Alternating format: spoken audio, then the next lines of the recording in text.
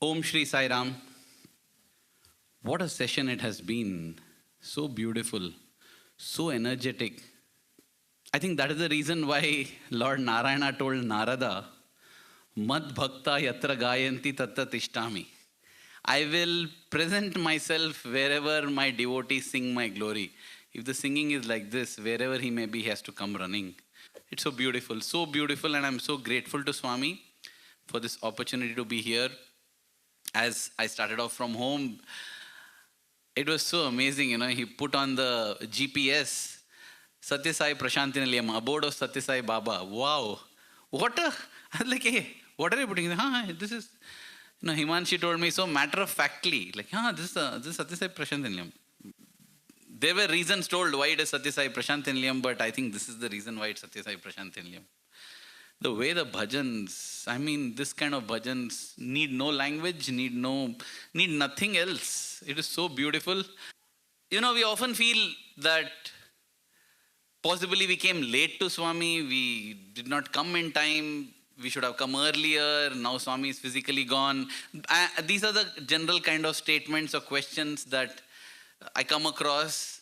And it's not surprising because this is what I also used to think, I felt that I came to Swami in the 1990s, very late, because how many years are over, Swami 1926, 1990 I'm coming. Then the interesting thing, when you go to the hostel, you see, when I joined the hostel, you look at your seniors who have been there possibly in the 80s, received so much from Swami. And one day you go and tell, brother, so lucky you are. No, we came late. 1970s, you should have seen how it. And the 1970s envy the 1960s. The 1960s envy the 1950s. And the 1950s lament that we did not know who he was. We just treated him just like that. You guys are lucky. At a young age, you are able to know that he is Swami. We did not know. We treated him like a boy. You are all lucky. Swami, my wish is I want to be born as a student. See, when it comes to God, I realized always the other devotee seems to be luckier than oneself. Because we never feel it's enough how much ever we get of God. The only one, think of the sweetest sweet. I love gulab jamun. You're given one gulab jamun, I love it and I would want a second one. I'll eat the second one and I'll want a third one. Then the fourth one and that's it. The fifth one, you feel it's too much. Sixth one, I don't want. Seventh one, I'll fight against it. Eighth one, I'll puke. The sweetest of the sweets.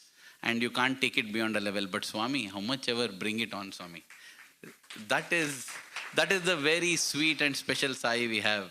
And we never should feel that, we came late possibly, or I came at the wrong time and I couldn't see Swami, nothing. When did you come to Swami? I came at the perfect time when I needed it. Swami's timing is more perfect than anything else. He's Kalaya Namaha, Kala Kalaya Namaha, Kala Titaya Namaha. He's the embodiment of time. He knows what is the perfect time. In that context, I thought I will begin with this experience of mine. 2008. It was my birthday, and every time it's your birthday, you use that as an opportunity to get something special from Swami.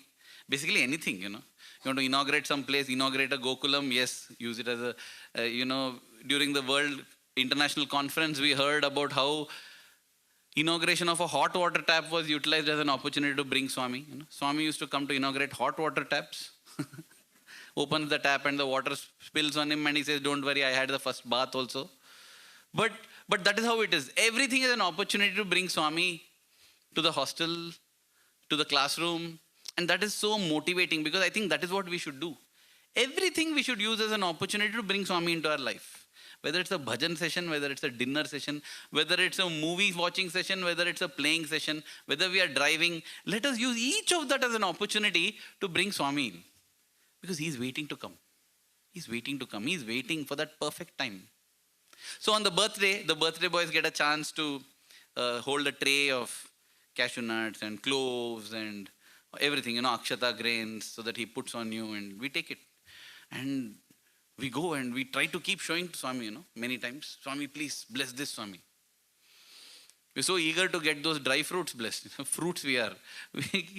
We should get ourselves blessed, right? But no, we are so keen. Swami. I remember one birthday, Swami just went, tapped me on my head like that and went off. I was so sad. What happened? Swami didn't bless only. Birthday blessing. What happened? He touched my head, that's all. So? No, my cashew nut, my kaju. That kaju will get into food tomorrow and day after it will be out. The touch on the head, but that is what it is. We are so lost in our own perceptions and conceived notions that we forget, we miss Swami's blessings as well. So anyway, that was the tradition. Birthday means you'll take all dry fruits, badam, kishmish, kaju, cloves, akshata, groundnut. Every year one item will be added. Somebody will tell you, Swami bless groundnuts. Okay, we'll take groundnuts also. Take dishes. Take a buffet for Swami there. And one letter, one photo, one pen so that he can sign. Full. You want the whole experience, everything. So that year on my birthday, yes, I was also I was preparing my tray with all the different dry fruits. For me personally, more important than Swami blessing those dry fruits was, Swami should bless me on my birthday. Like if 24th is my birthday, 24th Swami you should bless me. Not on 25th. 25th he can as well bless on 26th or next month or the next year also, right? What is the birthday? Birthday blessings you have to get. I'm saying this because some students were more large-hearted. If Swami doesn't bless them on their birthday, next day they'll again take the tray. And if they don't again, they'll take one more day. And if Swami doesn't, 3 months later they'll take. Simple. You'll get a special permission slip to sit front. They'll tell the warden, sir, I'm celebrating birthday. So warden would ask, birthday? Real birthday? Celebration birthday. Really. You see, on Christmas Day, you'll wonder how so many children took birth along with Jesus Christ. They didn't. They didn't take birth with Jesus Christ. They just chose to celebrate it along with Jesus. Because on that day, there's a higher, why? You know why? Actually, there's a lesser probability of Swami blessing because so many devotees have come. But you know what? On Christmas Day, if you manage to get blessing, you will get photo of Swami in white robe. Imagine. All other birthday boys will get orange robe, Swami blessing. I'll get with white robe, right? That is what it is. The Swami is the same. But somehow you feel that if you have got white robe photo, it's more special than orange robe photo. Why? Because enough people don't have. Because our happiness is comparative. Swami takes my letter, I'm happy. But after that, if he takes everybody's letter, then what is the big thing? Everybody's letter he took. But if Swami doesn't come for darshan and goes out driving in the car and I happen to just glimpse his robe, I feel so blessed that day. Why? Because I saw Swami when nobody saw. That is the important thing. The same thing I see and then I get to know Swami went and gave interview to everybody at Satyasai Prashanti Nilayam here. I'll be like, hey, what? Full I missed. Imagine there is an earthquake. All the houses are flattened. And you come and you see that in your house, one wall has fallen. The rest of the house is standing. What will you do? You'll fall on your knees and tell, thank you, Swami. Thank you for a house where only one wall has fallen. But every day of our lives, our house stands with all its walls and doors. We don't get up and tell, thank you, Swami, my house is standing. Why? Because when everybody else's house is flattened, then comparative joy. I win $1,000, I am happy, but I get miserable if everyone else has won $10,000. Our happiness is all comparative. Coming back to the story. So I wanted Swami to bless me on my birthday only. So on my birthday morning, I heard Veda chanting going on. And that is an indication when the mics come on, that means Swami is coming for darshan. So I rushed to the mandir and that day there was a Bhagavata Saptaha Parayanam going on. The 24th of June 2008. So as part of that, they were going to do this Laksharchana. So they offer Akshata grains to Swami's photograph. Everybody is doing it. So I didn't have my tray ready. I didn't have my dry fruits and Akshata and all that. So on the way I did like how you do Taco Bell pickup, right? I did a pickup. I went there and I said, give that. They were giving one photo and few Akshata grains so that you can also join the Laksharchan. I took a bowl and said, give me some more. He thought, who is this bhikari like this? But I said, I want more. Fill up this bowl. Because I wanted Akshata not to do Laksharchana. I wanted to sit in front. Swami is coming, get birthday blessings. I didn't have anything else. I didn't have dry fruits. I didn't have kaju, kishmish, nothing. So he filled up my bowl. I took the bowl. By the time I went there, Swami had completed the darshan round. He had finished ladies' side, students, gents' side, and he was on his way to the interview room. So I went and sat in the bhajan hall in the first line, because in the morning students would not be coming, only the alumni would be there. So I went and said, it's my birthday, please let me sit in the front. They said, no, not first line, second line. First line has to be singers, second line with the tablist, and I sat next to the tablist with my akshata bowl, and I'm sitting there, and I'm saying, Swami, please bless me, Swami, bless me. Today is my birthday, today only I want you to bless. And I thought it would be amazing, in the bhajan hall getting blessed. Swami will come. He came, he sat on the throne there. It was so beautiful. He looked at me, and I looked at him and held out the bowl of akshata. Very clearly, Swami understood that it's my birthday. And then he was looking at me, he kept looking at me, and he kept looking at me. That's all. He didn't call me ahead. So I stretched out the bowl little more, hoping that, it reaches, and once it will just near his hand, he can just take like that and put. Somehow he has to take the rice and put it on my head. Then only blessing is done, right? Looking at me, all that, no, that is no problem. It starts like that. Our desires grow. When I joined Swami's hostel, my desire was, every day let me have darshan. Then it grew to every day I should have close darshan. Then it grew to every day Swami should have my darshan. Because I am seeing Swami, but Swami is not seeing me. No use. It grows like that. There's no end to desire. So I was sitting there right in the front, holding this bowl of akshatas. One bhajan, two bhajan got over. Now, while I was holding like I started holding like this, because you need some prop to support your hand. It starts aching. And 3 bhajans, 4 bhajans.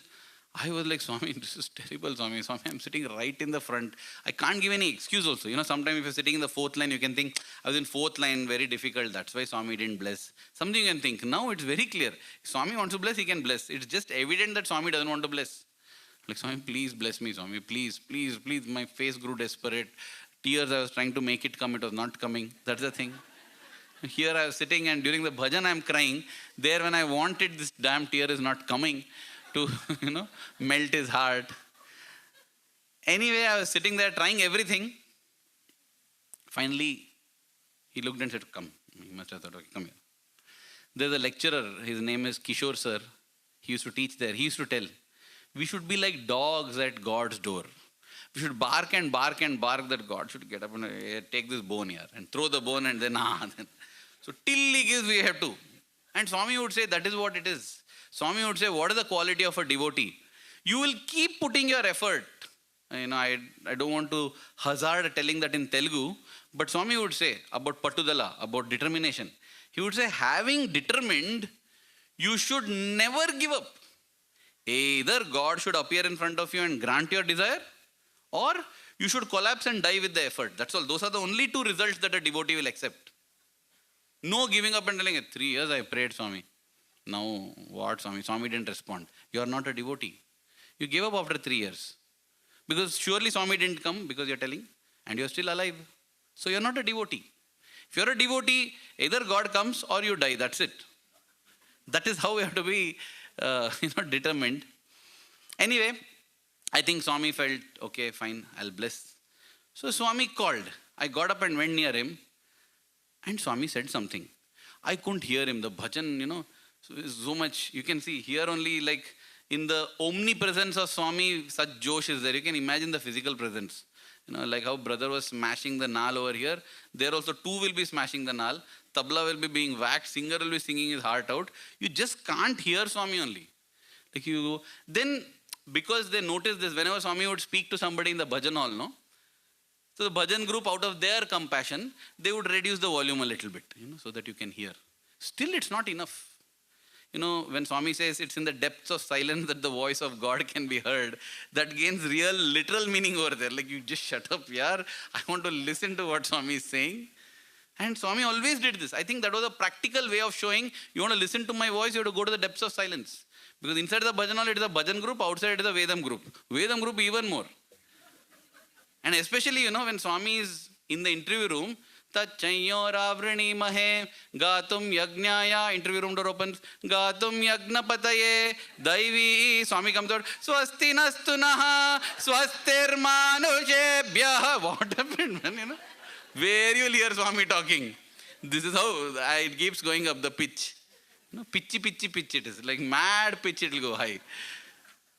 So bhajan group also, the minute Swami starts interacting, the full joy, banging the life out of that naal there. And I'm not able to hear Swami, what Swami is saying. And then I told Swami, I don't know what you're telling Swami, but today is my birthday. I just want to tell you, keep me always with you. Swami said, see, and again Swami tried to tell. I couldn't hear. I said, Swami, I can't hear you. But it's my birthday and I want to tell you that just bless me and let me be near you always. At that time, the bhajan ended. And the chord for the next bhajan went. And as that chord went, Swami said, take namaskar, take namaskar. I said, Swami, take namaskar fast, take namaskar fast. The bhajan that went on, let's just enjoy that bhajan first. Sing it in one speed, once. Then I'll come to the story.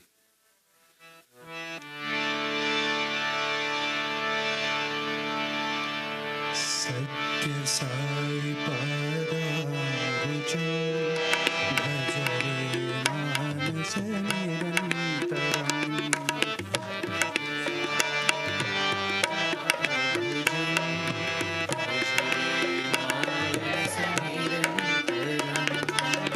Satya Sai Pada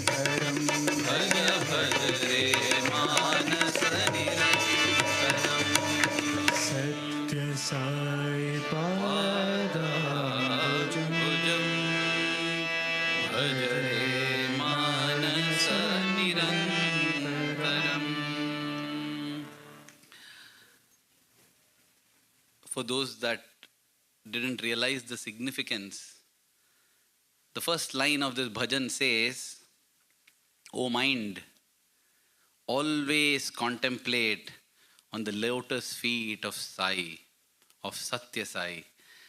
And suddenly Swami, who was speaking and I was trying to speak, suddenly Swami says, take namaskar, fall at the feet. And as I fell on Swami's feet, the bhajan began, Satya Sai Padam Bhujam. Those tears that I was wanting, right? They just came. They just came to wash the Lord's feet. And as I look up, Swami is looking at the singer and telling, see how nicely I matched it? So sweet. Swami is telling the singer, see how I matched what you're singing, and this is what. That is the story of my best birthday celebration in Swami's presence. And then I realized, Swami, your timing is awesome, Swami. Your timing is the best. It's never late, it's never early, it's the perfect time. Possibly if Swami had just, had just sat there and showed the tray, he would have put Akshata. Nice thing it would have been back then. I don't think I would have ever made it a story to tell, Yeah, Swami blessed me on my birthday. But now, wow, I've narrated this incident so many times. And every time I feel so emotional and I'm able to feel the touch of his feet. And that, dear brothers and sisters, is our Swami. Always perfect in his timing, always there at the right time. So there is no need for any thing to repent or feel bad, nothing. All we need to do is just yearn and want to do something for him. Swami, I want to do. The way this whole Prashanti Nilayam here has come about, this abode of Satya Sai, how has it come about? For years, it has been a penance of years. We want to do, Swami, we want to do. Yes, either Swami, you will come here, or we will collapse and die with the effort, Swami. We won't give up. But yes, he came. You didn't have to die and collapse in the effort. He came. Because when such an effort is made, how will Swami allow you to die and collapse? He will come, he will come, he will come just as he has come here. So, the best thing about Swami is, sometimes we'll also think that, Swami, I definitely want to do something for you, but Swami, I don't have the capacity. I'm sure 7 years back you never imagined that we will make a mandir for Swami. How? Who? Others can make. Big people can make. Who am I to make? Right? Who are we? But that's the thing. We think that capable people, skilled people, qualified people are needed to do the job. But Swami, he doesn't call qualified people. Of course, he calls many qualified people because all are equal. But he doesn't call them for their qualifications. He just qualifies the called. Whomever he calls, he qualifies them for the job. Possibly to show this only, Rama told a monkey to jump across the ocean. Ravana had prayed that no Deva, no Gandharva, no God, no demon, nobody should touch me. Yeah. I'll make one monkey come and insult you. One monkey, little monkey, it'll jump the ocean. You need Pushpaka Vimana to travel, no? He'll just jump. He'll take that is what God will do. When I decide that a monkey should do, the monkey will become Hanuman. That is the Lord. The Lord doesn't call the qualified, he qualifies the called. And that is why it's such a great thing for us. We need not worry. What is my qualification? What is my status? What is my wealth? What is my energy? What is my age? It doesn't matter at all. If he decides, it's it. Swami, you use me as you want. I want to do.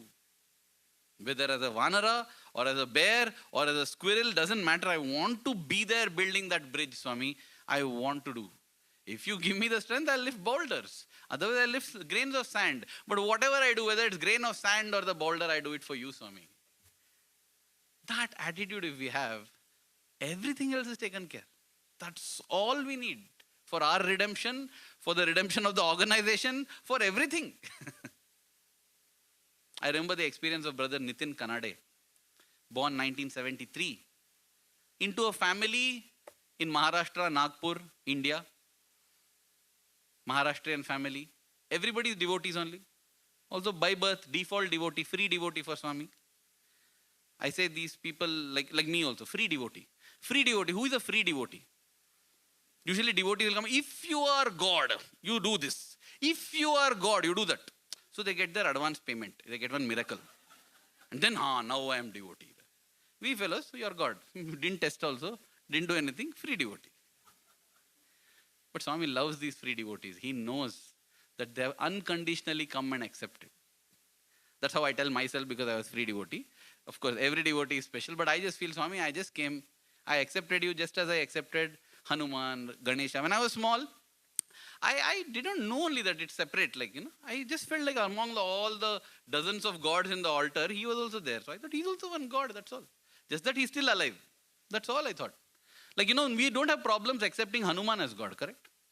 We never think, how can a monkey be God? How can a monkey speak? Nothing. A monkey will speak. Hanuman does everything. We don't have problem accepting a pot-bellied, elephant-headed being as God.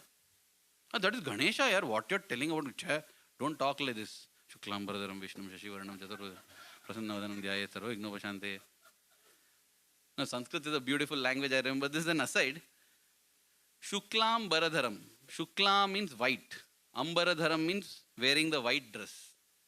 Vishnum, grey in color. No, Vishnu means present everywhere. Shashi Varnam, Shashi is grey, grey colored. Chatur Bhujam, 4 limbs. Prasanna Vadanam, always a smiling face. Dhyayet, if you think of them, Sarva Vignopashantaya, all your obstacles and difficulties will be cleared. So who is that? Ganesha. Okay, because wears the white cloth, he's present everywhere, he's grey in color, has 4 limbs, always smiling face. Think of him, obstacle is cleared. People say that also describes a donkey. Carries bundles of white clothes, that's how the dhobis will be. Present everywhere, grey in color, always smiling face. You beat me, do anything, I'll have a smiling face. And if the donkey cooperates with you, all your obstacles are cleared.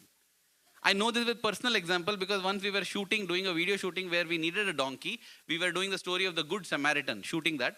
And I was supposed to be the Good Samaritan riding a donkey. Unfortunately, in the Bible, the Good Samaritan rides a donkey, not a horse. So the donkey just refused to walk. Little creature, we tried everything, just doesn't move only.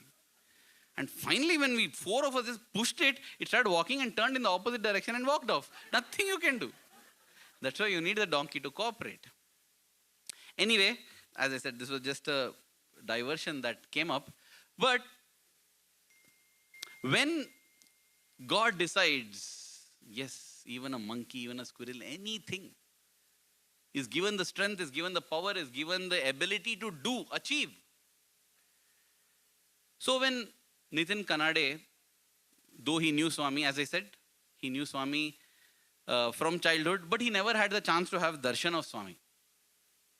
1973, 16 years he has not seen Swami. Just Swami is God, that's all. The first time he got a chance to have darshan was in very interesting circumstances. He had just finished his 12th grade, and 1989 his father said, hey, why don't you join Swami's university? Swami's university, Puttaparthi. That he wanted to become a doctor. He wanted to join a medical college. He was searching out for different medical colleges, and his father wanted him to join Puttaparthi college. And there's no medicine there. What I'll do? Do BSc.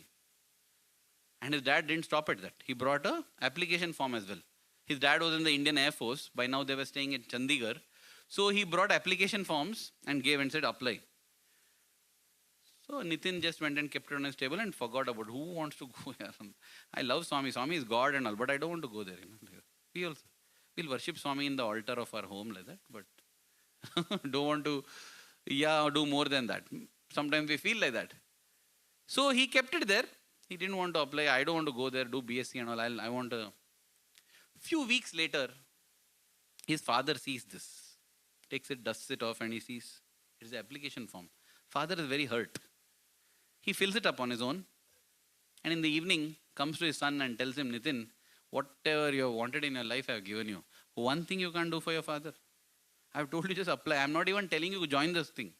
Just apply and write that entrance exam. That's all.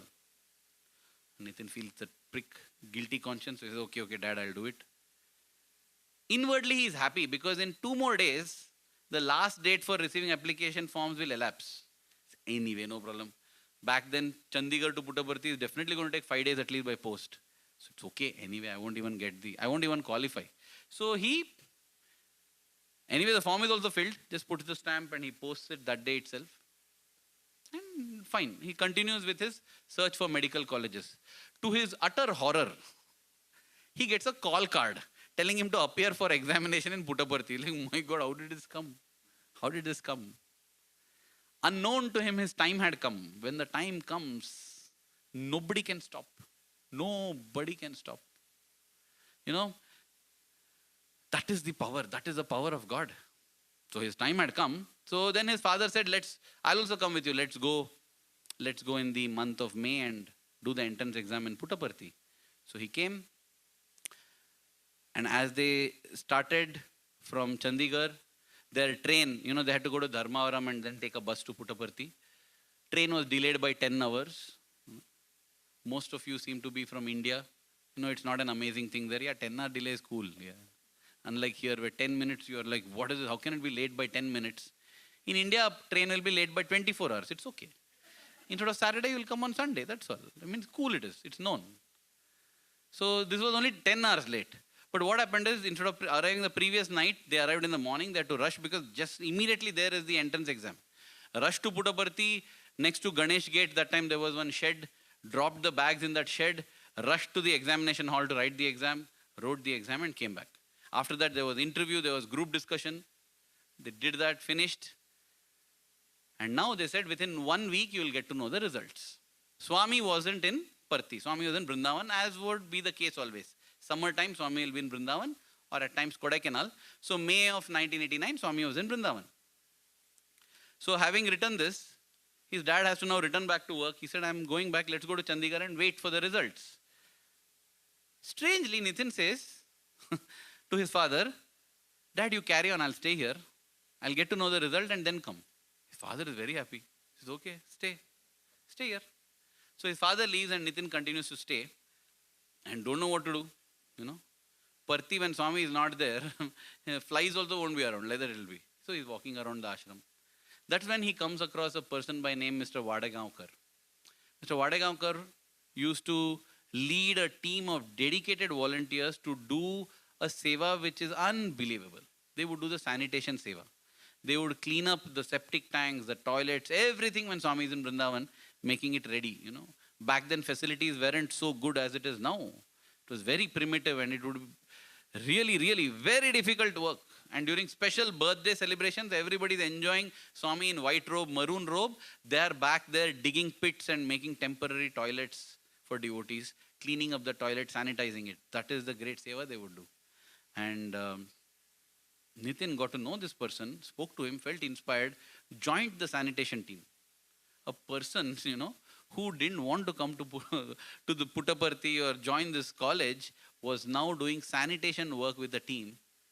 And when he was narrating the story to me, I asked him, brother, you didn't feel something funny? You are working amidst excrement. This is the word I used. You are working amidst excrement.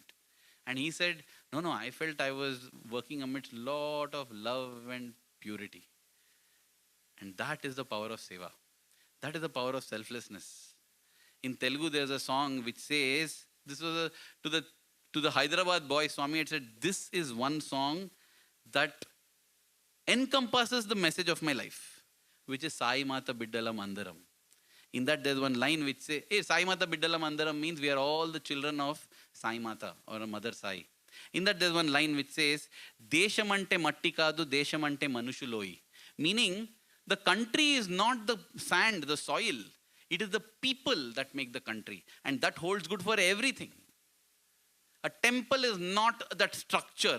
A temple is the love and devotion of the people that are there. It is the people that make the temple. It is people that make Prashant Nilayam. It is people that make Jerusalem. It is people that make this mandir here.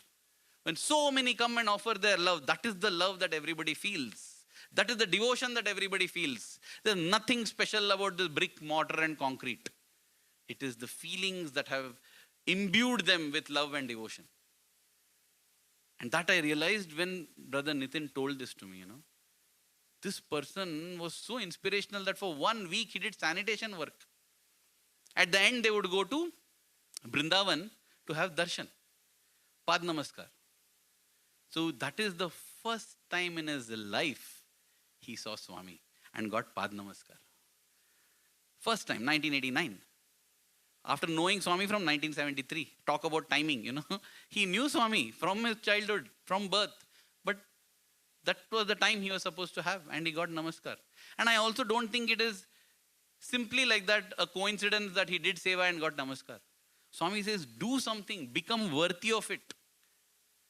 Even little effort, God will multiply it 1,000,000 times. But if our effort is zero, 0 multiplied by 1,000,000 remains 0 only. Some effort at least we should put regularly. Investment for the future. So he'd invested a lot, in terms of the sanitary seva. He got his Pad Namaskar. He was very happy.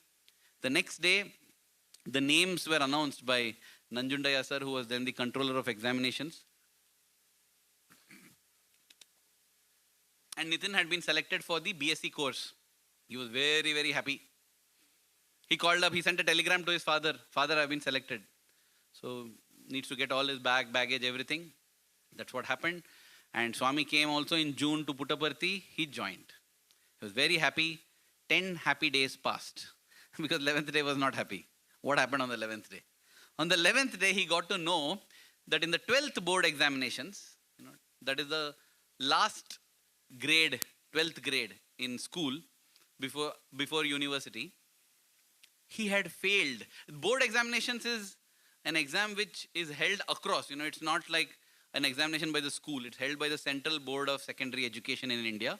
Across all schools in India, it's held. So in that examination, he had failed in chemistry, which means he is not yet graduated from school.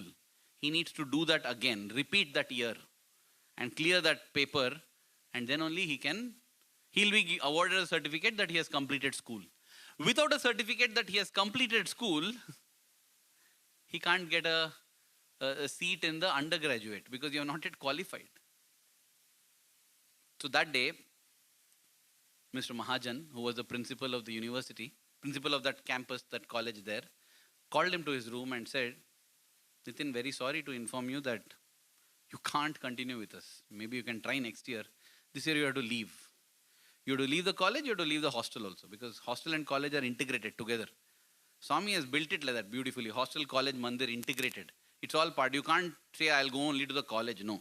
Join the college means you have to be part of the hostel, you have to be part of the mandir. Because, mandir is your bhakti yoga, and college is your jnana yoga, and hostel is your karma yoga. All three have to be there. You can't choose only one. You can't say, I'm just a bhajan singer, I won't do seva. And you can't say, I do seva. These people, what they keep doing bhajan and meditating, they're all useless. No, everything is needed. All-round personality development is needed. All three are needed. Karma, bhakti, jnana. It's like a three-wheeler vehicle where all three wheels are needed. The choice you are given is you choose your front wheel. You can have bhajan as your front wheel. You can have devotion as your front wheel. But you need jnana and karma as your back wheels. You can have seva as your front wheel. You can have study circle as your front wheel. But other two wheels are also needed. All three are needed. Otherwise the vehicle will topple. So he had to leave everything.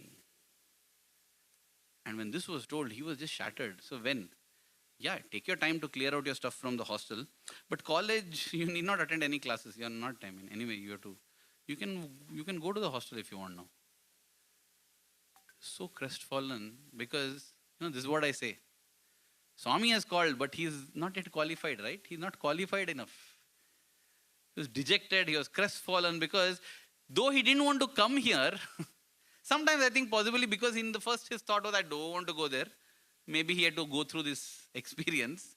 But anyway, he didn't want to come, and within few weeks now he's feeling terrible to leave the place. He doesn't want to leave. But he goes back to the class, picks up his books. He's walking out. And as he reaches the door, people come running and shut the door. What happened? Why are you shutting the door? No, Swami is coming. So Swami is coming, why are you shutting the door? No, when Swami comes, when he goes, if he sees any of the students loitering on the road and all, no, that's it. Oh, student will get it. No, more than student, vice chancellor will get it. So we just lock all the doors so that nobody goes out, So imagine, when Swami comes on the road, everybody opens the doors and comes running, here student, they're locking up. He didn't realize, possibly it was very symbolic. He wanted to leave and the doors were shut and he was not allowed to leave. What was happening? Swami was going to the hostel where the students, bhajan group students, were practicing for Guru Purnima. Songs for Guru Purnima. Why they sing songs for Guru Purnima? To make Swami happy. They're making an offering to Swami. But look at Swami. He'll go and supervise the practice also. Okay, how you're singing, that is not in Shruti. Do this, everything he'll do. And final day he'll act like, very nice song. And he'll enjoy. The devotee will tell, that is the beauty of Swami, He'll only come and supervise everything. That song, you sing like this thing, this line. He'll supervise what lines to be sung, what to be dropped, what song is better, what should be the order. So involved. And yet on Guru Purnima day, he will enjoy the stotram as if he's hearing for the first time. That is the sweet Swami. And so Swami is going to hostel for that practice. And Nitin is standing at the locked door, not knowing what to do. When a teacher comes and asks what happened. He says, sir, I have been told to leave. Why? No, because I didn't clear that exam. Oh, I don't know what, sir. Anyway, so I'm just waiting. Once Swami goes back, I think I have to pack up. No, wait. Everybody chosen is with a reason. Don't worry. Swami will take care. In fact, Swami has now gone to hostel. Go to the hostel. Because if at all there's anybody who can save you, it is Swami. But how to go to the hostel? Don't worry, I have the key. So you open the door, so you go and then lock the door behind. If you get caught, I don't tell anybody that I did it. You go. In fact, he told me who is that who let him out, but I'm still not telling it because I don't want to tell. So the teacher let him out and he goes to the hostel. As he goes to the hostel, at the entrance, as it happened during our years also, who is standing? The warden. The warden, that is the humility of the wardens. They would be everything. They will be supervising the kitchen. They will be doing the watchman duties, everything. So the warden is standing at the gate like a watchman.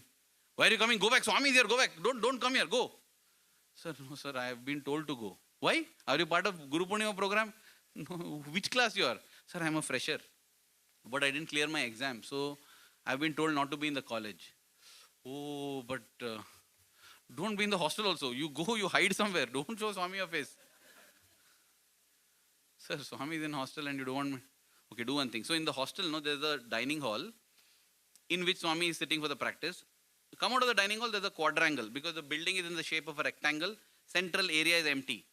And in the quadrangle, there's the lawns. So the warden told, on the other side of the lawns you stand and through that window you see Swami. Okay, that's it. And when Swami is coming out, just go to your room. Don't be seen. So he was standing there and through that window he's seeing Swami and he's feeling that throughout Swami is sitting from the window and looking at him. So that attraction to Swami, Warden also, after doing his duty as a watchman for some time, goes inside. Warden was, I think, Mr. Narayan Rao that time. He goes in and slowly Nitin goes closer to the window, closer, reaches the door, opens the door, just goes into the door, sits, comes front. Finally, he's sitting in the last line of the bhajan group. He's also having darshan and wondering what is his fear. He's reached a fear. And program that time only, the practice is over. And Swami looks exactly at him and asks, who are you? What are you doing here? And I don't know. He didn't tell me, but I'm just wondering what Narayan Rao sir must have felt. You fellow, why you came in? But he tells Swami, I am been told to leave the college because, why you have to leave? I selected you, So go to college. Swami, go to college and sit in your class. Swami, you go to college and sit in your class. Okay, Swami. Right? So he goes back to college, sits in his class. Okay. What happened? Swami told. Okay, fine. Principal told to go. Swami told to sit. So I'm sitting. So things became fine again.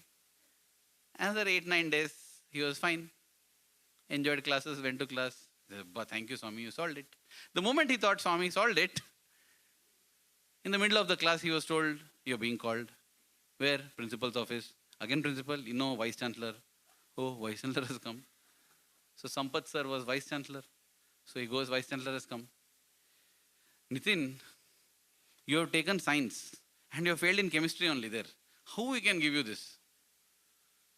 Sir, Swami told me, sir, to come to college. Yes, Swami told you to come to college. Did he tell you to go to BSc? No. You join BCom at least. Otherwise, you can't make you sit in a science class when you have failed in science. Go to commerce class at least, At least we can tell that you are in commerce and you are not failed. Okay. So that's how Nitin changed his subject from BSc, that is Bachelor of Science, to BCom, that is Bachelor of Commerce. He went and sat in the commerce classroom with his science textbooks there. Why are you coming here? Vice Chancellor told. So principal told, Swami told, now Vice Chancellor told. Okay. This continued for a day. He thought, okay, now this is what I have to adjust to. This is my new reality now. End of the day, again he's called, principal office. Why? Registrar is calling that time. So he went there. Registrar said, what nonsense are you doing over here? You're being told to vacate, just vacate. Sir, but principal, no, principal told. Sir, so no, shut up, no, Swami told. Sir, but Vice Chancellor, just get out from here. You have not, these are the rules, we can't bend rules like this. The rule is that if you have not qualified, you're out. Come back next year, we will consider. So walk back to the hostel. Any of the class is over, walk back to hostel. Yes, whenever it's convenient, vacate the hostel and leave. Okay, sir. So he walked back, began to pack his suitcase. Why? The registrar told. Everybody is telling him what to do. And he's doing. He did half packing. Darshan time, went to Mandir. And Swami comes that day directly to, after Darshan, comes near him and says, Guru Purnima, there's a Kavi Sammelan happening. Kavi Sammelan means a gathering of poets. Ideally, poets should gather, but Swami's love that he would make the students tell poems in their own languages. And he would tolerate us, bear us, atrocities we would commit in the name of poems, but Swami would listen, appreciate us. That is the love of a mother. When the mother says, tell, twinkle, twinkle, little star. Twinkle, twinkle, little star. Nice. Nice, no? When they tell that, the child should not feel I'm a super achiever. That's the mother's love, Mother's love, that twinkle, twinkle, little star is appreciated. In the same way, Swami would do. So Swami was now holding a Kavi Sammelan along with the music program for Guru Purnima. And again, Swami is only arranging which poet, what, everything, That is Swami. So Swami told, you participate in that. Tell Marathi poem you do. Swami, Marathi I know. I've never written anything in... You write, no problem, write poem. Swami, you write poem. You are Marathi poet, okay? Yes, Swami. So be there till Guru Purnima. Okay. He went and unpacked his bag again, put back everything. Why? Because Swami told Kavi Sammelana. But you can't go to the college. That day Swami sends word that let all the poets of Kavi Sammelan practice during college time. Till Guru Purnima exempt them from college. So he's anyway happy, he's anyway exempted, right? So okay. So Nitin continued to stay in the hostel and attend Kavi Sammelan practice. No, he need not share the ignominy or the shame with anyone that I'm not a student. No. I'm student only, just at Kavi Sammelan. I'm practicing Kavi Sammelan. So he went, whatever he wrote in Marathi, he had written what he considered a poem. And on Guru Purnima day in 1989, there was a Kavi Sammelan in which he also told, Swami blessed, gave namaskar, very happy with everything, all good, very nice. Nitin was back, happiness. Next day, he went to college and again was called to the principal's office. The registrar fuming over there. I told you to vacate. Why can't you vacate? You can't. Immediately after Guru Purnima, the first exams come, semester exams. There are 3 exams that are held throughout the year, and all 3 of them add up to your final grade. You will not be allowed to sit for those exams. Gone now, Gone. Means already 33% of marks have become 0 for you if you can't sit for the exam. Not qualified to sit. So immediately after Guru Purnima, there were exams and Nitin doesn't sit. He's sitting in the hostel when everybody is giving exams. No exams. So he has to now vacate. And this time he doesn't know what to do. Now, this Swami is so beautiful. Till now, Swami has not done anything illegal. Swami has not taken him into class. Nothing Swami has done. Swami is just giving some advice. So now he doesn't know what to do. He decides, I'll pack and leave. That time, one more teacher comes to him. Sanjay Sani, sir. What are you doing? Sir, I'm now leaving, sir. This is what happened. Because commerce teacher he was. He was his student. Right now, by now, commerce he has shifted to. See, Nitin, Swami has told you multiple times to stay. We don't understand what Swami means. So, till you tell Swami, don't leave. Okay. So, no college, no hostel, can't go also. Come for darshan. He no longer can sit in the students' area also, because he's not a student anymore. So, keep sitting in devotee section, here, there, wherever, and wondering what is my life. These incidents are all very significant because such things happen in our life. Swami, I'm following what you said, but I'm stuck, Swami. I'm nowhere. Neither have I progressed spiritually, nor have I grown materially. I'm stuck, Swami. I'm useless. I'm a failure. Nothing I am. You know what the truth is? Everybody is nothing only. The Lord decides who should be what. The Lord decides monkey jumps the ocean. When the Lord decides a person like Ravana behaves like a monkey.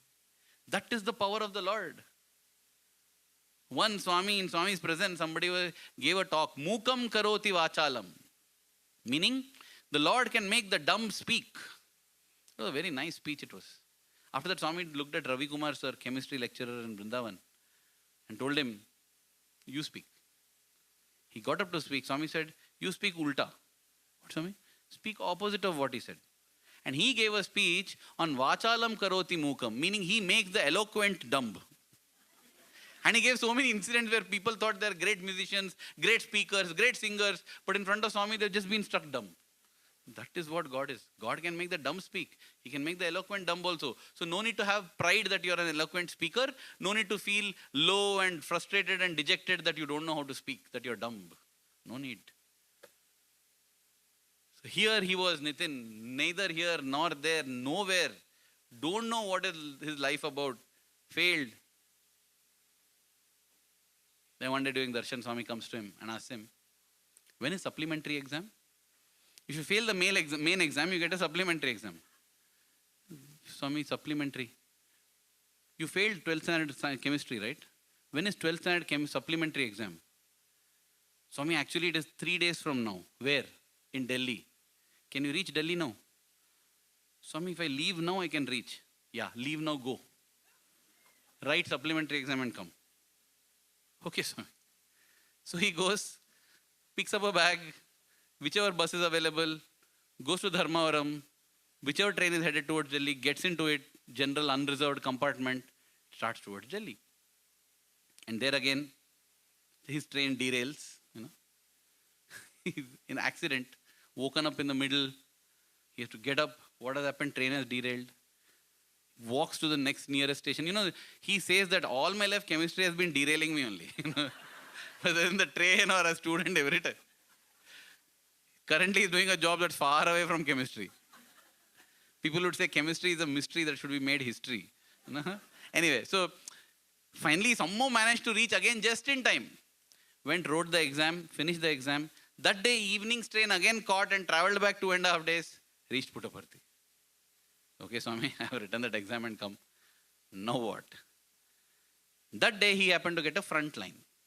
And as Swami comes near him, Swami summons the registrar, calls for the registrar. And the registrar comes and Swami asks, do we have supplementary exam for internal examinations? Swami asks. Yes, Swami. How can a student write supplementary? Swami, if they fail the exams, then they will be given one more chance to write supplementary. What about if a student has never written the exam only? Swami, if they have not written, if there is a valid reason why they missed the exam, then they will be given a chance. See, this boy had to clear the previous exam. That's why he had to miss this exam. Does he qualify to write supplementary? And the registrar sees, Swami, if you say he'll qualify, Swami. Yeah. So let him write supplementary. And if he does well in that, take him in the college. And that's how Nitin Kanade finally became a Sai student at the Sri Satsai Institute of Higher Learning. He's now holding a very, very important position in the Tata Trust. He's doing extremely well in Chennai. Father of 2 lovely daughters. Beautiful his life has been. Amazing it has been. But he says, Aravind, I'm nothing. I'm a nobody. What he has achieved in life makes you feel very like, wow, what an achiever. And he says, I'm nobody. Very easy. I'm nothing, man. Swami touched and this is what it is. Swami doesn't qualify. He doesn't need qualified people. The only qualification he needs is love. Swami says, I'm thirsting for your love. I want you. I'm looking out. Vetukuchunnanu nenu vetukuche unnanu. I'm searching and searching. Where will I get this love? Anywhere I get, I'll come. That is the thing. That is the beautiful Lord we have. That is the powerful Lord we have. He can reorient the university. He can reorient the universe. That kind of a Lord. And this is a fascinating story I thought I will just share because there is no need for us to think we have come late. There is no need to think that we are not qualified. Who am I? I'm so small. I'm so great. Neither are needed. When Swami wills, it happens. And that's all. Whatever he wills will happen. So whatever it is that he has willed, I'll do, Swami. I don't mind being a Vanara, as I said. I don't mind being a bear. I don't mind being your brother, Lakshmana. I don't mind being a squirrel. No problem, Swami. As long as it is in Rama Karya, as long as it is in Sai Karya, in the work of Swami, I'm grateful because this redeems my life. Not that Rama needed the help of monkeys. Not that Rama needed help of squirrels. If he can give the power to a monkey to go and smash Ravana, why does he need anybody's help? It is a chance for each of them to redeem themselves. And that is what we have been given. Swami doesn't need the organization. Swami doesn't need anything. Swami doesn't need a mandir. Swami doesn't need nothing. Swami needs. Just think of how people have been pulled to Swami. He can do it all by himself. But he gives us a chance to redeem ourselves. He who comes for the practice session, he sees, corrects us, makes us perfect, and then tells how nicely they did. He gives us a chance to serve and says, I'm so proud of your seva. He gives us a chance to sing and say, you sing very well. Dear Swami, may we always remember that. May we always be grateful, and may our love for you keep growing every passing moment. Thank you. Jai Sai Ram.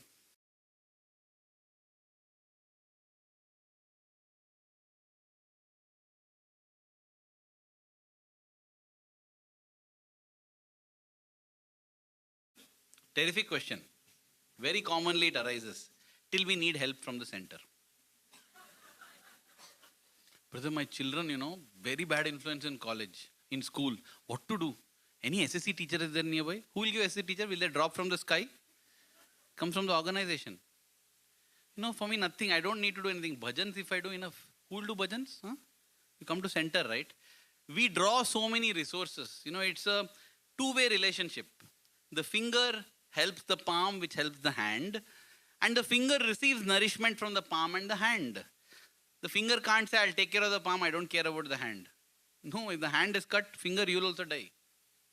Just think of the different times you came to the United States, how you were searching for people who will help you settle, for people who will give you chance to sing bhajan, for a place where you can congregate. Where did you find that? You found it in the organization. Organization ante matti kadu, organization ante manushuloyi. Organization is not mud buildings, it is the people. It is we who make the organization. We do it for our own self. It's like a democracy. It's a body of people, by the people, for the people. When we want our children to grow up with values, we look for SSC teachers. Because I don't know how to teach it. I'm not so good. I don't have that skill set. But what skill set I have? I can sing lovely bhajans. Why should I go to center and sing? I'll sing in my home only. Yes. But when you need somebody to teach your children, you go to the center, right? Having received, don't you think you owe it to offer what you have? Swami would say the greatest sin, you can look into all his discourses. What is the greatest sin? Swami says the greatest sin is ingratitude. In fact, he would say, if you show ingratitude, you'll get eye infections, eye diseases. You'll be turned blind. Because the God for gratitude is the sun god. And if the sun god decides to withdraw, you lose power of your sight. So what I'm trying to say is that we need to go to the organization. We need to sustain the organization. We need to sustain it. We need to sustain the center. Because, honestly, I receive all my stories. I get all my stories from books, from people I meet. I could have just thought, why should I make YouTube videos? Why should I make? I put in a lot of effort. Swami knows it. Because I have seen it's a two-way thing. By doing YouTube videos, I am getting so much motivation. You are able to listen to me speak. How is it possible? Because of the organization only. Really, look at it at a practical level. You have not paid a pie for this. Somebody has paid, somebody has done. And it is possible because of the organization. Whenever speaker comes, I'll listen. After that, I'll do bhajan at home. No. You heard, no? You don't have to pay for the speech. But in a way, you need to express your gratitude through your whatever, your resources, your energy, your time. We have to. This is what is the investment that when I say we do for Swami, this is that investment. Because this is what will be looked upon. Swami had said once, why do I make my students distribute prasadam? Anybody will be ready to do, happy to do? No. Because a time will come in their lives when nobody can help them other than Swami. At that time, in case they have not done anything also, I'll just remember, he served prasadam for me. And keeping that as the basis, I will shower him or her with grace. Just imagine. The Lord is very compassionate. But we need to do that much at least. Distribute prasadam. Therefore, the short answer is we definitely need to sustain the center because we are sustained by the center. Possibly not now, when I am a youngster, unmarried, have come here for a job, earning well, growing fast on the career track. 10 years from now, when I have 100 people in the office obeying me, obeying the slightest command, but I have two little ones at home who just make me come down on my knees and don't listen to me, I need the organization to support me. I need that Bal Vikas. Believe it or not, a third person telling them 100 times that respect your mother, respect your father, it makes an impact on the children. If your children are obeying and listening and respecting the mother and father, hats off to the SSC gurus who are doing that. They are doing the tough job. We need to cooperate with them. How do I cooperate? I don't know how to contribute. I want to help the SSC teacher. No, you may not be able to directly help the SSC teacher. Help the organization that is sustaining the SSC teachers. Because they are deriving some other benefit. All these are benefits, right? I am getting, last place where I went, I recorded my talk. Here also I requested, please, my recorded talk, give it to me. Because I want to use it on my channel. Why? I can record at home, right? I have seen the difference. The way the feelings for Swami comes out when there's a live audience, because this is so much of your love reflecting, radiating. That is the reason when at Radio Sai we decided to do a Satya to Sai series, both of us, Prem Anush and myself, we said, let us do it in front of a live audience. Because then it becomes a yagna, all coming together. Rather than me sitting in front of a camera and recording a talk. Yes, the content will be the same.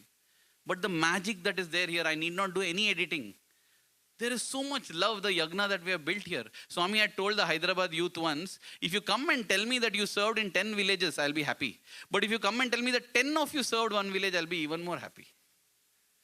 Because that is what it is, the power of coming together, samashti. Swami would say, one, the hand goes and pulls the thorn from the leg. The hand goes, no, nothing has happened to me, why should I help the leg? Let it suffer. It'll become gangrenous, let it get gangrenous. It'll kill, let it die. If the body dies, you'll also die. You'll also die. Trust me, if the center goes down, we'll also lose our connect. Yes, it is possible for yogis to get one-on-one connect. But you know what all yogis do? We won't be able to do 10% of what they're doing. In a way, this is getting... Swami would say, when you're traveling in a car, your headlights go off. You're gone, you just can't travel. Especially in America when they're zipping past at such speeds. My God, how fast you guys go compared to India, But if you're 10 cars going together, even if one car's headlight goes, with the headlight of the other cars, you can go on. Think of the times when you have had difficulties, financial, emotional. Think of the support that you have derived from other Sai brothers and sisters. How many, each one of us will have had somebody who gave us, who were the pillar of support. We have had chances to tell them that, more than family you have been for me. And I ask, should I do anything for family? Is it important to do anything for the family? Yes. Family sustains me, I sustain the family. Is it important to attend the center? Yes. Center sustains me, I sustain the center. At different points of time in our life.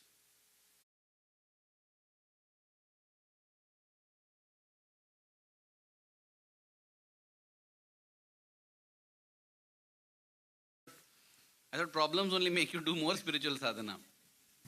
In fact, Swami often would give the example of Kunti, Mother Kunti, saying that she prayed to Krishna, Krishna, fill my life with troubles.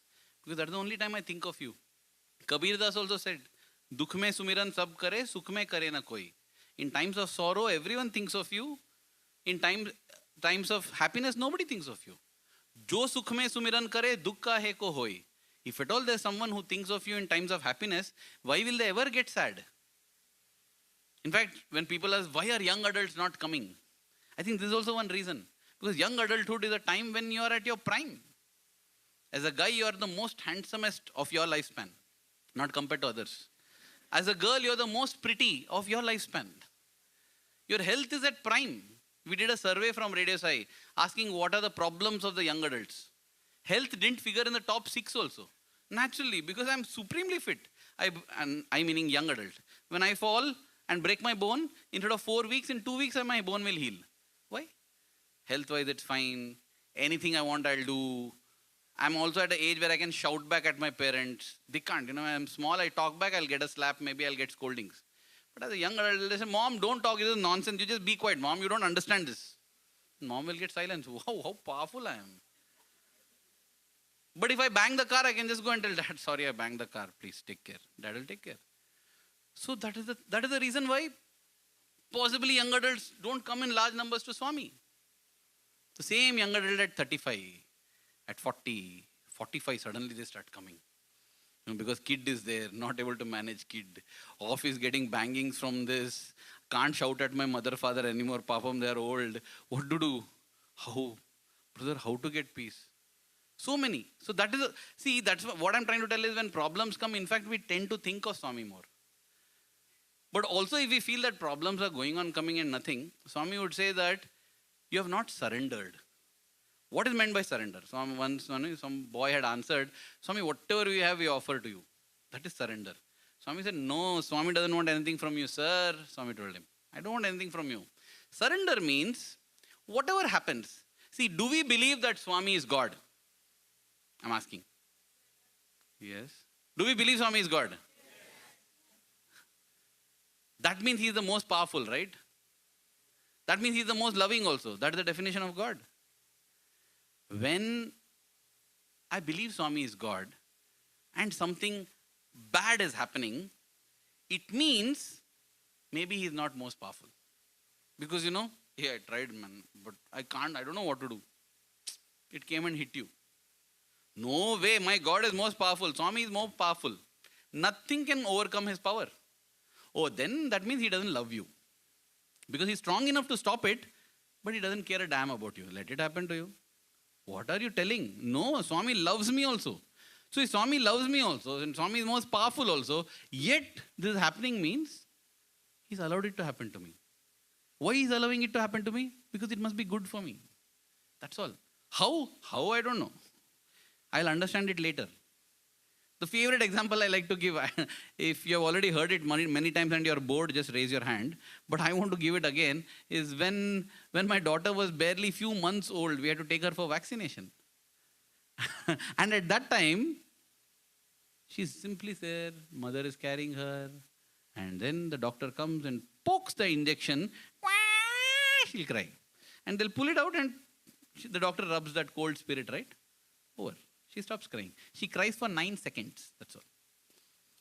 Then when she becomes 3-year-old, 3-year-old child is stronger than 3 months or weaker than 3 months?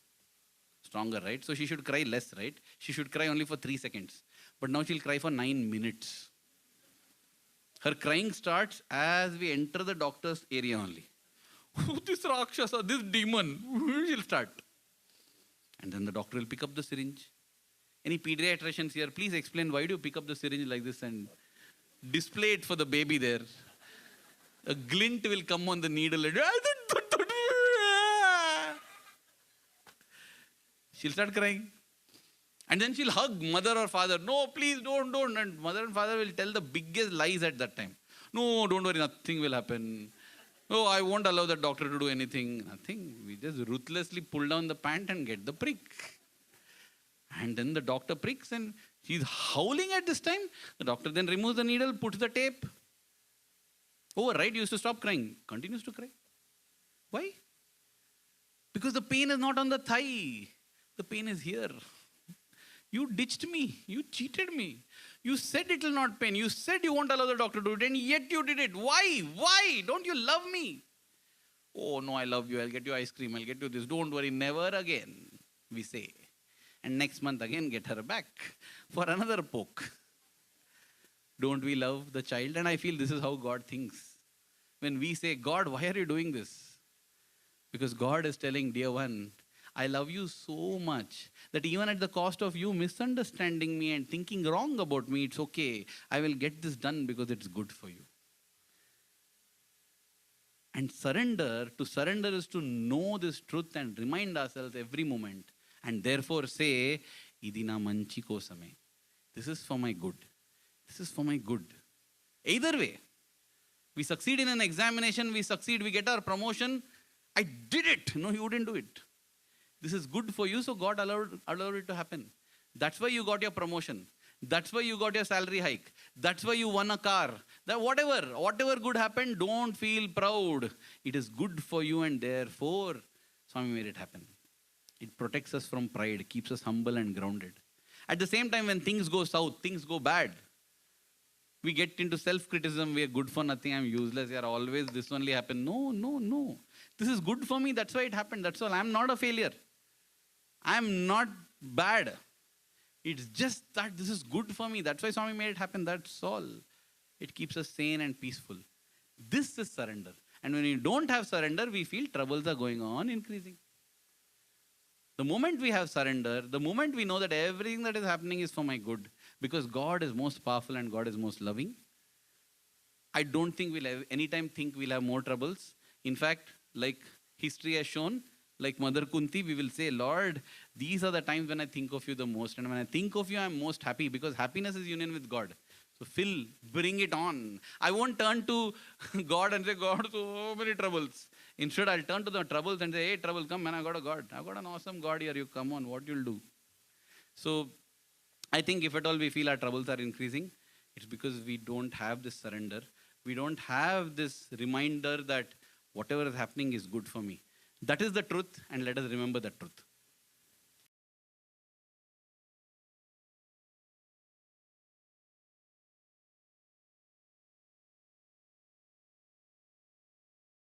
Very nice questions. In answer, first question is, what is Swami? Avatar or Messiah? What is? Second question is it important to believe Swami is God when you're working in the organization? So, the first question, Swami would often say, Yanta matramuna evaru talachina anta matrame nenu. You think of me as a saint, I'll be a saint for you. You think of me as God, I'll be God for you. Think of me as a social reformer, I'll be a social reformer for you. Was Jesus the Lord? Was he the Son of God? Was he God himself, or was he a shepherd? You think Jesus is a shepherd? He's a shepherd. You think Krishna is a cowherd? He's a cowherd. And that is how it is. That is the truth, actually.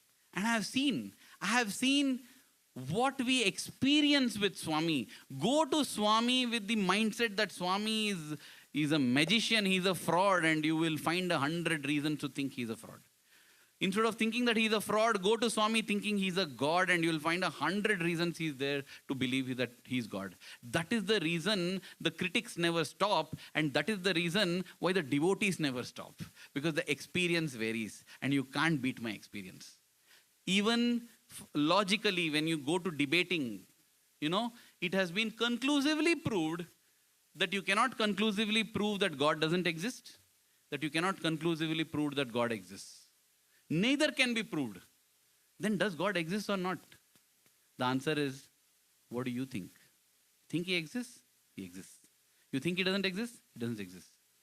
So you think that he is an avatar of Vishnu? He is an avatar of Vishnu. You think he is the father of Christ? He is the father of Christ. You think he is a holy man? He is a holy man.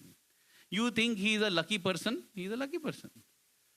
I think that he is the avatar of the age who is more powerful than all the gods ever put together. He is that primordial source. He becomes that. So, anybody who says that they will tell who Swami is, Swami has given darshan as Ganesha. Swami has given darshan as Jesus. Swami has given darshan as Shiva Shakti. Swami has given darshan as Vishnu. So, Swami has done everything. I mean, he's all that. Swami has been a social reformer. So Swami has done so much. So the short answer is, it doesn't matter what I think he is, because what you think he is that only. And the second question, is it important to believe in Swami when we work in the organization? Two ways to answer it. One is, when the education in human values in India was being introduced, not particularly about Swami. They said that Swami will just preach these values without God. Will not bring in God. Swami said no, he got the whole thing scrapped. He didn't allow. The government had approached, but he said no need. If this is the conviction of you as devotees, I don't want at all. So when you say, when we are doing this, possibly it is not necessary that you recognize Swami as God, but I think it is very important that we believe in God. Why? Why, you may ask? Why can't I be like a Red Cross simply doing humanitarian works? If you do it like that, There'll be times when you do something good and immediately following that, something terrible will happen to you. And you'll wonder, what is the use of doing good? And then you will see somebody doing bad, cheating somebody, swindling somebody, and they seem to be succeeding. And you lose your faith in goodness unless you have faith in God. Because it's your faith in God that will say, whatever it is, I am not doing it because I believe in good. I'm doing it because I know there is a God. There is whatever. The whole karma theory comes from that. It may not happen now, it may happen later. God is there. God can wipe out my karma. Really, at a practical level, I'm telling. At a practical level, you need God to hold on when you do good things and things go bad. And when you see others doing wrong things and they're succeeding. Honestly, for me, if not for Swami, I would have gone mad. I'm doing so much good and still nonsense happens to me. That fellow is a swindler, he's a cheat, and yet he's succeeding. No problem, Swami is watching. I'm not there to count his account or do my account. I need to keep my thing clean with Swami. Because I know Swami will give me back the good. When? At the perfect timing. That's what I began with, right? At the perfect timing it will come. And when it comes, you will know that yes. Because dear brothers and sisters, there have been times when I wondered why Swami I have done all this and I have not got. But more than those have been the times when I'm fallen on my knees and said, Swami, why do you love me so much? Why do you shower so much love on me? What have I done to deserve this? Yes. Possibly Swami will say at times when you deserved and you didn't get, you didn't question. So therefore, there are times when you think you don't deserve, you're getting, just enjoy it. But to be able to hold on at times when you think you deserve and you're not getting, you need faith in God. Again, as I'm saying, it's not important that you have faith in Swami. Swami is the God that we love. And in Swami's name, we have set up the organization. The name and form for this organization is Sri Satya Sai. So therefore, we need. But yes, Swami would say, let all the faiths exist. Welcome. You don't have to believe in this form as God. But you need to believe in God. Otherwise, you will soon get disillusioned with the organization. You will soon get disillusioned with life itself. That is why it is important, I feel, that you believe in God. Possibly not. It is left to Swami. Because God is the same. It really doesn't matter whether you believe in Jesus or Swami or Ganesha or which other form or the formless. Allah doesn't matter at all. As long as you're sincere in that. You know? Because I feel, I'm feeling thirsty. Can I have a little water? If you ask me, do you want water or do you want Neeru? Give me Neeru. I want Neeru or Pani. Give me Pani. Pani or Vellam. That same thing. You give it whatever you call that liquid there. The same way if you ask me Swami or Shirdi Baba or Prema Sai or Ganesha, anything, that same. It's that same power only. I am choosing to call that power Satya Sai. You choose whatever you want to call. Swami says a stone responds. You choose whatever. If I have that love and dedication, this mic will respond because there is that God in this. That power can come in the form and name that you like. So, it is important that you start liking a name and form and loving a name and form. That takes time. Just think. This is not an affair. This is not a fling. This is a lifelong wedding. A greatest romance across lifetimes it is. How much we invest time and energy in a relationship, that much has to be invested here. That's why Swami would say, when you're digging a well, dig deep in one place. Dig 100 feet or 200 feet in one place. You will get water. From anywhere in the world you dig that deep, you'll get water. But instead of that, if you dig 20 holes of 10 feet deep, you will get only mud. That is what it is. On Monday, I'll do Somashekara Aradhana. Tuesday, I'll do this. On Wednesday, I'll do this. Thursday for Swami. Friday, I'll fast for Devi. Saturday, how? You can't. It's the same God only. Doesn't matter. But you are not able to focus and grow in your intensity. Therefore, focus on one name and form. Choose in the beginning and go. So, the short answer is, not necessary that you believe in Satya Sai as God, but definitely you need to believe that a God exists. Otherwise, it becomes tough for your own good.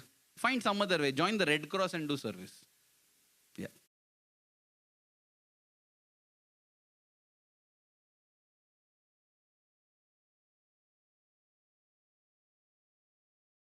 Detachment, no, we have a wrong idea of detachment. We think detachment means not caring about anybody. It's not about not caring. Swami was absolutely detached, but he would be so concerned. Once Narayan Seva was going on, food was being served, and in those days, Narayan Seva, Swami would himself serve many of the people, and then he would tell others, now serve. So all those Narayanas would be looking at who will be the lucky one to get food from Swami only. So when Swami was serving in the ladies' side, he suddenly saw one mother with a newborn, maybe few months old baby. And Swami said, hey, nobody got any milk to her. How will she eat rice and how will the baby eat rice? Then 100 volunteers ran, because the moment Swami tells, everyone wants to do. Because now till then nobody. I mean, faith and surrender and confidence is when whether Swami is there or not, I'll come and give, because I know that a baby can't drink. It doesn't drink milk. When you do it as a show, because Swami, it's nice. All of us did it. I'm not preaching here. I also did it. It feels extra josh when Swami is physically watching to do it. But when we do like that, we won't be doing it perfectly, because I'm doing it only for a show. So immediately they ran and came. 4 or 5 glasses of milk came. Everybody wants to give. Why Swami is seeing, no? Amazing it is. And then the first person who reached, Swami said, hey, stop. What are you doing? Swami, milk. Give that. It was hot milk. Swami said, the baby's tongue will burn. Swami cooled it and then gave it. See, that is, at that time also that is what Swami was thinking. Swami cared. Swami is the most detached, yet he cared. Look at all the great sages, saints, philosophers, who are not philosophers, sorry, men of God, women of God. They're detached but extremely compassionate. Buddha was detached. He left his family, everything. Yet so much compassion he exuded. Jesus was detached. So detached, he didn't care when things happened to him. When they battered his body, he didn't bother. And yet he was compassionate enough to say a prayer at that time that, Lord, forgive them. They don't know what they're doing. Please forgive them, Lord. Because the sin they're committing, if they have to face the consequences of it, they won't be able to bear it. They'll be crucified upside down 100 times. Because commit a sin against man, you will suffer. Do it against God, you'll get 100 times. Doing good in God's name gives you 100 times the benefit. Doing bad in God's name gives 100 times the sin. But that was the compassion. So we misunderstand this and think detached means not talking at all, not caring about them. No. Possibly the closest analogy that comes to my mind is like acting in a drama. Just imagine you're acting in the drama. You have been given the role of the mother, you are the father, and there's the child. So when you see the child, you tell, hey Ram, how are you? You lift the child, hug the child, and kiss the child. And tell, Dad, I want to go somewhere. No, you can't go. You have to be with me. I love you so much. Director says, good, cut. Nice take. Nice it was. Okay. Then the child goes home. I go, hey, what happened? You said that you can't stay with the... No, just tell that. You did everything. In fact, they go on their knees and tell, without you, there's no universe. The whole world I can see in your sparkling eyes. How many have professed their love, go on their knees, offer roses and tell, that's it. You're my life, you're my world. You be with me, nothing else I need. You're not there, my whole life is empty. Cut. She goes her way, he goes his way. What happened? You said you can't live without it? No, nothing. Why I'm giving this example? Same way villains. Scream, abuse each other, shoot, kick each other. Cut. Okay, they sit together and have coffee. Are you here?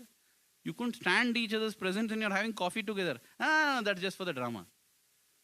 This gives 2 messages. One thing is, if I see, it doesn't mean that I have to, everyone is divine, doesn't mean that I have to call everybody and do Pada Puja to them. No.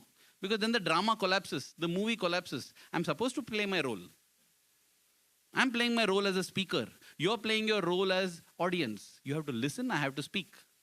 But in my mind, I know that I'm no way superior to any of you. It's just that I've been given this role, that's all. I'm doing it. Genuinely, when I'm there, I should remember this. No, nothing special. At the same time, you should not think, this is a very blessed soul. He has come from so far, how lucky we are, nothing. It's just that you were given the role in the script as audience. That's all it is. Same way, but you have to play that role sincerely. You understand? So you are expressing your adoration for me, but you're not actually adoring me. You understand? You're expressing adoration. I don't know if I'm making sense, but you're expressing adoration because that is a script. So when I tell my child, I can't stay without you, please.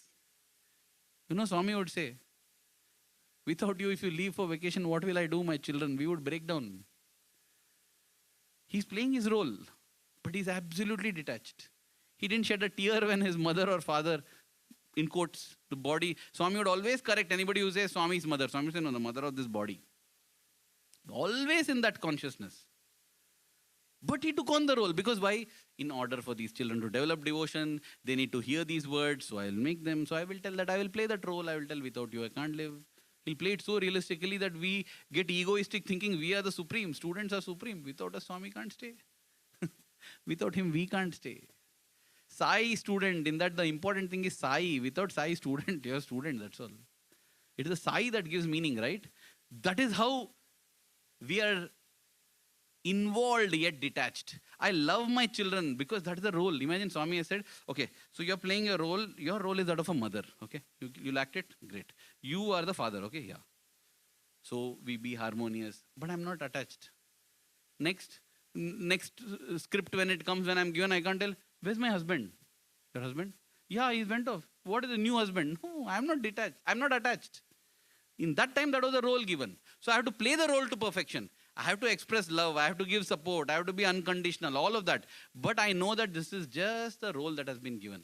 This is the theoretical understanding that I have. And therefore, I disagree that being detached means being indifferent, not caring, not concerned. No, extreme compassion. Because you want to do your role to perfection.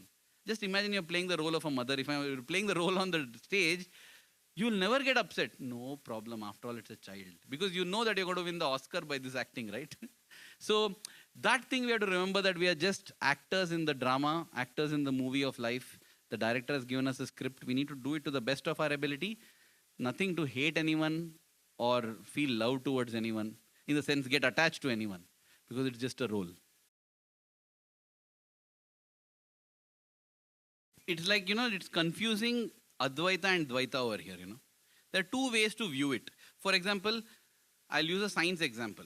There is kinetic energy and potential energy. So you keep a ball on top of a hill, zero kinetic energy. Kinetic energy is the energy that puts you in motion. Potential energy is what you're capable of. From there only they pick the word, he has a lot of potential. Means if at all he gets into motion, he can do a lot. But if he gets into motion, that if is there. That's why they say he is a child with potential. Instead of saying that he is not doing anything, they will tell he is a child with potential. Okay? So that ball has a lot of potential energy but zero kinetic energy. You just touch the ball, it will start rolling down the hill. Slowly the potential energy is decreasing, kinetic energy is increasing. It rolls faster and faster and faster. More and more kinetic energy comes, potential energy keeps reducing. By the time it reaches the bottom of the hill, zero potential energy. No potential energy at all, but full kinetic energy. And then it starts rolling up again. The reverse happens. Kinetic energy keeps reducing, potential energy starts building up. So in an ideal world where there's no friction on the road, this will go on forever. Potential energy to kinetic energy to potential energy. Now tell me, my question to you is, what energy does the ball actually have? Does it have kinetic energy or potential energy? Your answer will be, it depends. Right? When we look at the karma, when you say free will, so free will means effort. My effort determines what I do. Whatever I do, accordingly it is. Correct? That is what is free will, right? I can do whatever I want because I'm not bound by anything. But what am I bound by? When I do something, I will face the consequences of that. So people say, I already come with a big karma package. So what I do doesn't matter at all. It's not like that. Even if we go to the theory of this, because the question is it requires some theory, I'm stating it. So there are three kinds of karma. One is called the Sanchita karma. Sanchita karma is like your cloud. The cloud that is on your head, the whole karmic load so far that you have generated. Okay? Which is your destiny basically. So what is your destiny? In that Sanchita karma, as an individual soul, you will decide that I need to work out this. You look at the cloud there, whichever cloud you have stored it on, Google or Apple or Divine or whichever cloud. This is the cloud there. I need to work out this whole karma.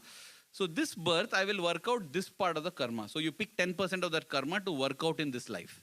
The 10% that you have picked will decide the kind of parents you get, the kind of circumstances you'll be born in, the country you'll be born in, all of that is there. Because that you want to work it out. There's some good part also, some bad part also. You can choose which you want to work out. So you have picked some part. That is called prarabdha karma or destiny. You have chosen it. You have chosen that and you come down. You want to work it out. And therefore, a rich family or a poor family, good parent, bad parent, friend, everything. You have decided. Now, how you are working it out? You can see, if you look at Mirabai, for example, born as a princess, but everybody trying to make her suffer, give her poison, so much. But the way she led her life in her circumstances, she just burned away all her karma. Right? So, if we don't do it correctly, when we are going through life, if we don't go through it correctly, we generate one more karma. In the process of wiping out the prarabdha karma, we generate something called agami karma. Okay, this is a reaction to the prarabdha karma, how we are. That's why Swami says, either reach soham, saying I am divine, where nothing touches you. I'll tell you what is meant by nothing touches you. Or you go to dasoham, that everything is dedicated to God. When those are done, ideally, you don't generate any karma as a result of working out the karma. But in normal case, what happens? We don't do it like that. Therefore, as we are working out prarabdha karma, we are generating agami karma, which goes and adds back to the cloud. At the end of life, we say, okay, done, let's go back. I took 10 and went, it has become 110. How we are? 100 was there, I took 10, and now I've come, it's 110. Because while doing the 10, no, you have generated 20 there. Oh, this is only punarapi jananam, punarapi maranam. And that is why Swami says, to break this chain of karma, you need either soham or dasoham. So when you say soham, I am God. Oh, when I say I am God, I can do anything. Swami had once told me. I had asked Swami, if you tell I am God, is that not ego? Swami said, that is not ego, that is the correct truth. But you will tell I am God and do all nonsense things. That is not. Will God do like this? Just look at Swami. Huh? Swami is God. People often use that. If Swami is God, how could he break his hip? If Jesus is God, how could he get crucified? But that's what it is. Whatever the karma of the body, for whatever reason, when the moment you take a body, there are karmas associated with that. I will bear upon it. Rama shot Vali from behind. It is justified. And yet, because of that, Krishna had to be shot in his leg. And that's how he left his body. Krishna, who got up and stood and took the Narayanastra in his chest to protect Arjuna, he died because one hunter shot one arrow to his foot. What a film. But yeah, that is the karma. I will take it. I will bear that out. So if you think you're God also, no, God also bore out all the bodily karmas. But because you identify with God, you don't get affected at all. Anil Kumar sir once told Swami, there must be a lot of pain, right? His hip was broken. Swami said, yes, lot of pain. Swami, how much you suffer, Swami? Swami said, hey, no suffering. Pain is there, but no suffering. Because pain is destiny. Suffering is my effort, is my choice. I choose not to suffer. I'm not suffering. There is pain, but there is no suffering. What you meet in life is destiny. How you meet it is self-effort. Finally, when you say that Sanchita Karma, that destiny, that cloud, where did that cloud come from? It's a summation of all your actions across, right? So you only generated it. Therefore, there is no destiny. It's all effort only. Oh, but if it's all effort, then why I'm already having prarabdha restrictions? Because everything is destiny only. You understand, like that potential energy, kinetic energy. It depends from which point you are seeing. From one point, it looks like everything is destined. From one point, it looks like everything is free will. But what it is actually, it's both. Till you transcend duality, till you go beyond duality and say it is just energy. Otherwise, you can't say whether a ball on top of a hill which is rolling down, whether the thing that it originally had, it's like whether chicken came first or hen came. I mean, the egg came first. The chicken came or egg came? How did the egg come when chicken is not there? But how did that chicken come if egg was not there? It'll go on, no end only. Like that only destiny and self-effort is like that. The destiny or self-effort depends on which point in time you're freezing and looking. But it just shows that whichever point in time you freeze, effort is not in vain. Because with the effort, Swami would say, past is a tree, future is a tree, current is a seed, the present is seed. So best is to not to worry about the past, not to worry about the future. Focus on the present, because Swami would say, it's not ordinary present, it's omnipresent. And we would all clap thinking Swami is referring to himself. But Swami would say that this is omnipresent because this is a result of the past and it is what will determine the future. So instead of worrying about the past where you can do nothing or about the future where you can do nothing, focus on the present, put in your best and do your effort. So yeah, I think the question was about how much is free will, how much, I don't know. Because once when I asked, somebody said, I think life is 43.4% free will. Rest is, if I don't know, it will vary. But I just feel it's difficult. Yeah, it depends on which point in the hill when it's rolling down you're seeing. At one point, it will be 20% potential energy, 80% kinetic. Another point, it will be 50% potential, 50% kinetic. Depending on your life situation and perspective, where you're freezing and watching, life will appear to be different percentage of destiny or self-effort.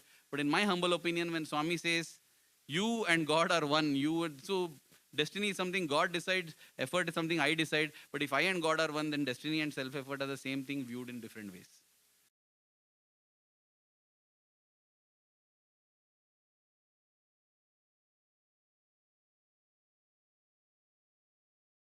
I don't know what you can do to build that reflection, but reflection is very important. In fact, we have some beautiful tablists, people who play the tambourine, the naal, that keeps rhythm. We often think rhythm is the beat. We call it teen tal because or we call it whatever, dadra, kerwa, based on the number of beats. But these beats get meaning because of the silence in between. Same thing with the melody also. You're able to appreciate the melody because of the silence between the notes. Swami would tell, even in our breathing, that's what happens. There's inhalation and there's a nothingness. And then the exhalation. So everything is like that. We focus only on the doing part and not the being part. So it often happens. We are event, and we don't reflect. If we don't, we will only not benefit. I think it's a natural process where if we are not focusing on the silence, if we are not focusing on the learnings from that, it will lead to fatigue automatically. Enough, yaar. How many talks? How many bhajans we keep doing? What is the use? Akhand bhajan over now, one more bhajan now. What is the use of the bhajans? If at all such thoughts come, it's because we have become fully activity focused and not taken time to reflect. I feel this is one symptom that shows, and therefore if at all we feel, because I have felt like that in time, I felt like that about Swami's darshan. There was a time when I thought, what is there? Every day go have darshan, bhajan, what? My life is not progressing only. That's because I'm jumping, even darshan becomes an activity. When we don't reflect. But when we reflect, every activity that we do becomes darshan. So I think reflection is important, and I really don't know how to inculcate it other than the very fact that you realize that without that reflection, everything I do is useless and meaningless.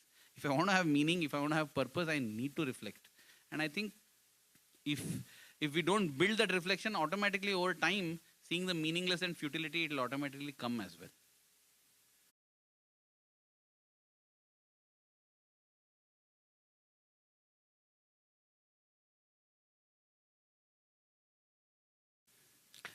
Swami would say, start anywhere.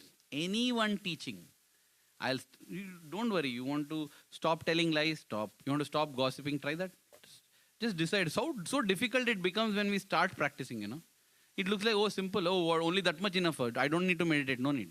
What you will do, I will not talk ill about others, especially in their absence. My God, so tough it is to do it even for one day.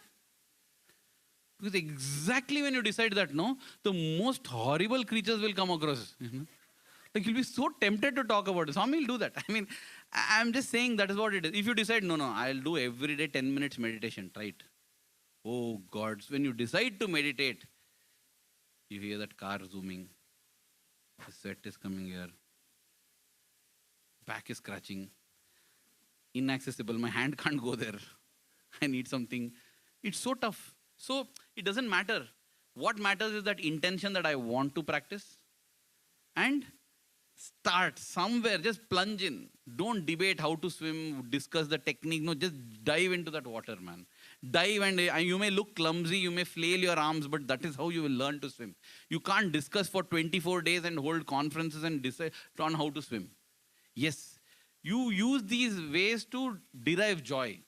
What was the menu? Those who missed lunch, superb lunch. That Mysore pak you put in your mouth, it melts. All over your tongue, the tingling sensation comes, and as it flows into your esophagus and stomach, a kind of joy surges within. how much ever you may listen to me telling this, you have to take one piece, put in your mouth. And then you can tell, brother, stop, enough, no need all your description. I understood. That is how it is. All this is like the description of the Mysore Pak. You have to experience yourself, and this is what I would want. I would tell Swami, I would get motivated listening to so many speakers. And I would tell Swami, I want that experience. Because you know what? Once you get your experience, then nothing else you need. You have experienced it yourself. So therefore, don't hesitate and think, where should I begin? Where do I begin? How do I start? Start anywhere. Automatically it will build on. Anywhere. This is a mountain. Where should I climb it from? Just start, no problem. No, this path better. See, I'm seeing at the 10-kilometer spot, there's one rock over there. But that side, maybe water is there. You first reach the 10-kilometer spot, no?